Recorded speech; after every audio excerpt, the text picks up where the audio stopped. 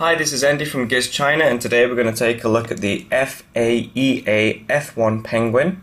It's being promoted as the world's cheapest NFC phone, and it is a good price. It's $169.99 from FAEA Mobile. So here it is, here's the phone. We've got a 4.5-inch display on the front. The resolution is 1280 by 720. It's a very nice display. It's on par with the display that's on the Jiayu G4. We've also got a 2-megapixel camera up at the top here. And we also have this home button, and we've got some capacitive navigation buttons here. Now, if you do like backlit buttons, you're not going to like the F1. The only button which lights up on the F1 is the home button, which pulsates in various colors, green and blue, depending on what it's trying to tell you. This menu button here and the back button, you might just be able to make out with the light shining on it. They don't light up at all. For me, it doesn't bother me, but some of you out there, I know you prefer backlit buttons. Alright, let's take a look at the back of the phone. So here's the back. We've got the FAEA logo, we've got an external speaker, 8-megapixel camera, LED flash. The rear case is made of, it's actually manufactured in two parts. We've got a clear plastic coating on the outside, which is actually quite thick, and then white plastic is injected on the inside. And if you have held a Meizu phone, it's actually very similar to what they do with their phones, and it gives a nice, very glossy finish, and it's quite hard wearing. You know, the clear part will get scratched, but you don't really notice so much. Alright, let's have a look around the edges. We've got a power button here. It's an ugly power button, but it does the job. We've got a 3.5mm headphone jack, micro USB, and a small space here. We can pull the back off with our thumbnail. Volume rocker on the left hand side, and just a microphone on the bottom. The measurements are 128mm long, 63.8mm wide, and 10.3mm thick. So it's not the smallest, it's not the thinnest phone in the world, but again, it's not something that bothers me. I don't mind thin or fat phones as long as they just work. Here's my daily driver, the Xiaomi Mi 2, which I'm sure you've seen a lot of now. You can see that they're a similar thickness, and you can also see that they are a similar size too. The Xiaomi has a slightly smaller display, but actually there isn't much difference in size between the two phones. Slightly thicker. The F1 is slightly wider, sorry. Alright, let's take the back off.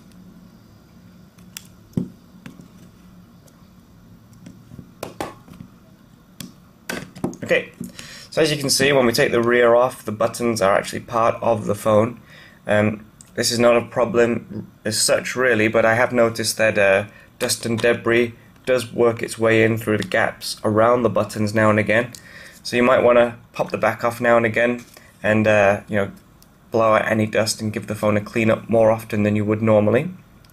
You can see here on the actual plastic shell, the rear shell, we've got an NFC chip, which is great for sharing media or passing contact details from one phone to the next.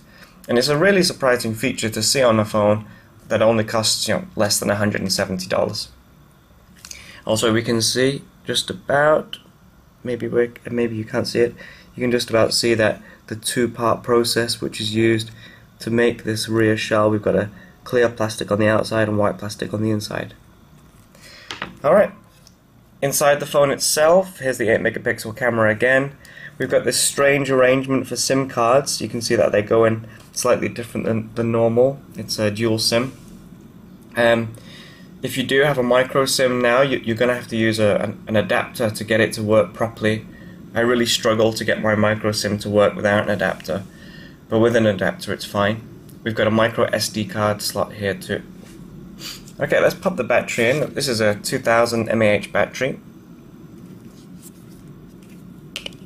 Is that the right way? Yeah, that's the right way. And stick the back on. And power it up.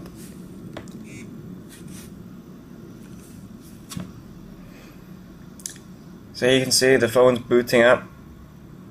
while it's booting up, I'll go through some more of the details. So, as mentioned before, it's a 4.5-inch display.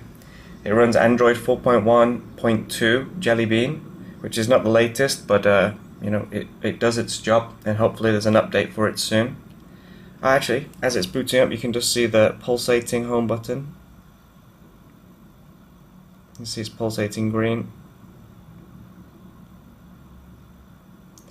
Okay, so what else do we have on the phone? It's got a Qualcomm Snapdragon S4 quad-core processor. It's also got 1 GB of RAM, GPS, Wi-Fi, 3G, all your standard Android bits and bobs. Alright, now here you go, it's powered up, and you can see we've got this Penguin background, which is the default background that comes on the F1. Let's pop into the menu. You can see that we have the Play Store already on here. There isn't much, you know, junk on here. We have this. That's the only bit of junk that I can see on there when you boot it up. I've uploaded these, installed these myself. Okay, let's go into the sorry, not the gallery. Let's go into the settings. Pop down about the phone.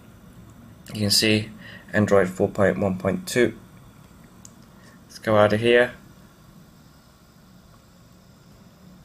Let's have a look. Where am I? Oh, here, languages. See what languages it has.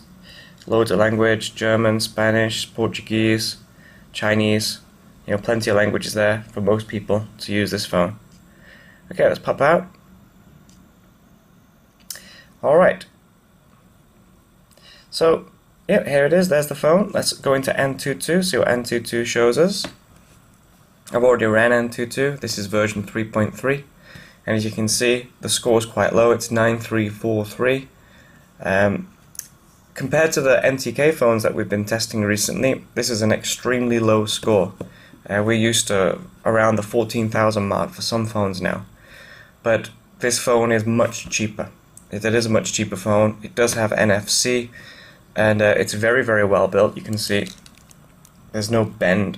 It's very, very, you know, it's a tough little phone. So it depends what you want the phone for. If you want all-out performance, you know, amazing gaming performance and whatever, maybe a different phone, maybe the F2 is what you should be looking at. If you just want a great, well-made, usable phone, the F1 is a fine phone. Let's go into the phone information.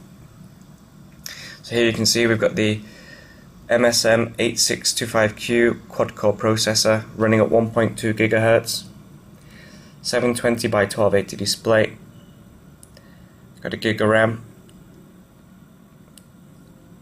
Android 4.1.2. Okay, let's go out of here. Let's have a look at something else. Let's go into VLMO. I've already ran this too. 1173 on HTML5, 269 on Metal. You can see that the F1 scores below the Transformer Prime. It scores below the Xiaomi Mi1 Plus, which is a bit of a shame because that's quite an old phone. But again, the F1 is cheaper. Let's see what else we have. Okay, that's okay, good. Let's head out, go into a game. So this is Riptide GP. It's not the most, sorry, I'll turn it down. It's not the most graphic intensive game, you know, it has some good 3D graphics, but I like to use this game on all the phones that we test, just to give you a good idea how one phone performs to the next. Now, while running this game on the F1, I have experienced a lot of slowdown in the past. If you've got a lot of applications open, you might need to close them all before starting a game because it can really, really slow down.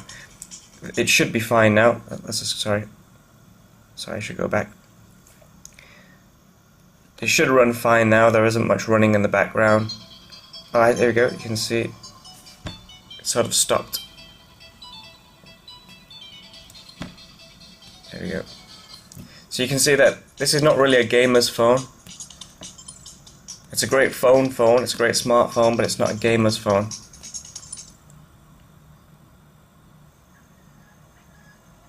Alright, I'll turn this up.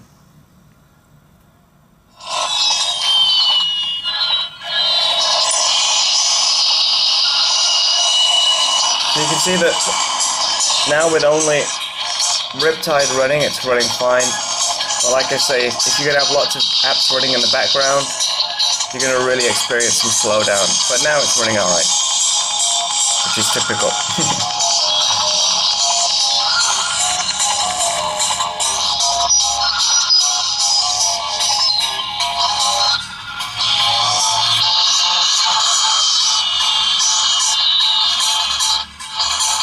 And you can hear the music, the sound from the rear speaker. It's quite loud. Oh.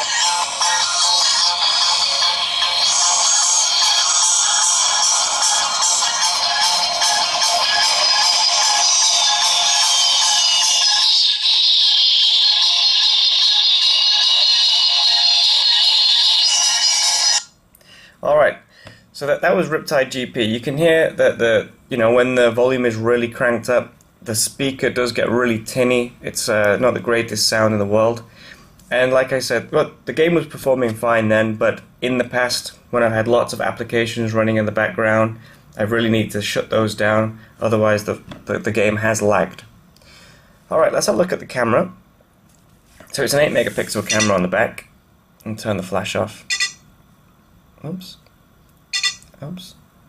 Or maybe I'm not going to turn the flash off. Here we go. Off.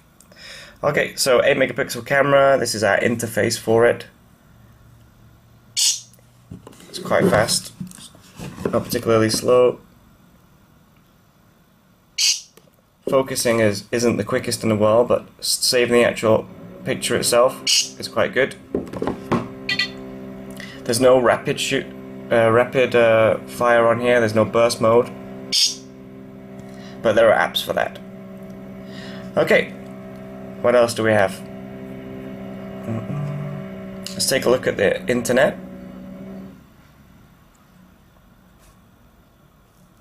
Let's head over to Yoku.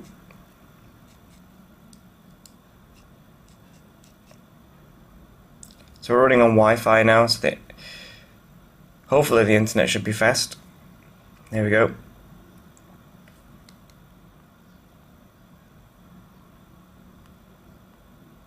Let's see what we've got. We can check something out.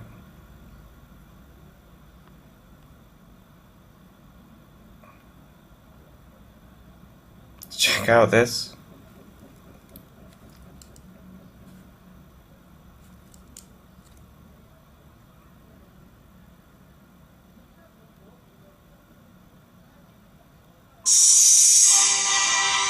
So streaming over Wi-Fi, as you would expect, is fine.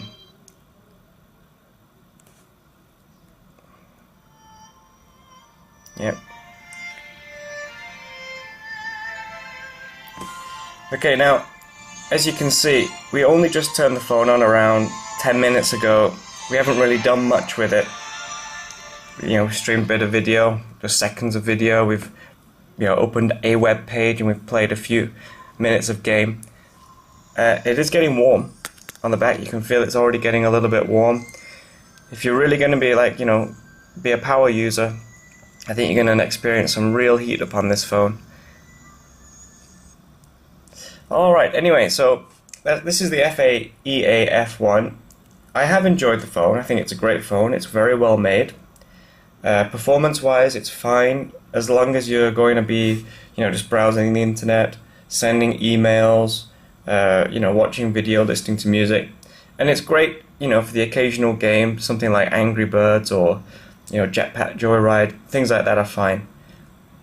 It's a really good usable phone. It's something that I would be happy to buy and give to my mum, and know she's not going to have any problems with it. It's not going to shut down and, just stop working for no reason, and it's going to do well. Personally, for my own use, it's not something I would buy. It's a little bit slow, for me. Now and again, you want more than a few apps opening. You're multitasking, you're playing games.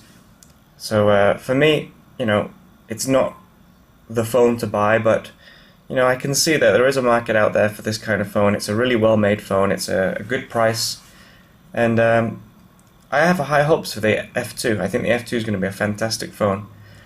But if you're out there, if you're looking for a cheap Android phone, quad-core processor with a nice camera, you know, pretty good performance and a good build quality, certainly check out the F1. It's alright, it's not a bad phone. Alright then, if you have any questions, please let me know and I'll try to answer them. Thank you very much. See you later, bye bye.